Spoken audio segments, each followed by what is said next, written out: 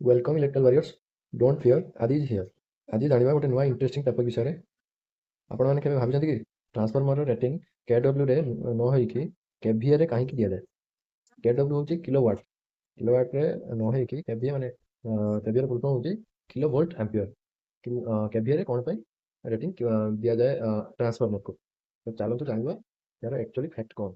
Transformer रो मुख्य काम हेउची voltage एवं करंट को ट्रांसफर करबा।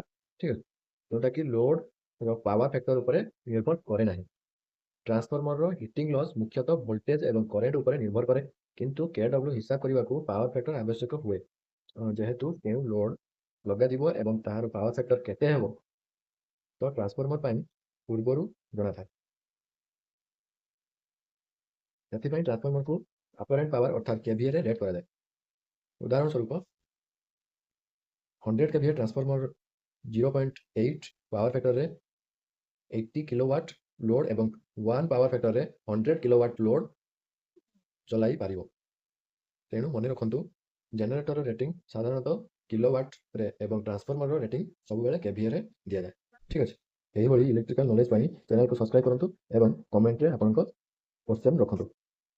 मु से क्वेश्चन रो सॉल्यूशन देवा पाई चेष्टा करबी। आपनका मोटिवेशन एमिति रहइबा निहाती आवश्यक। रहिली, धन्यवाद।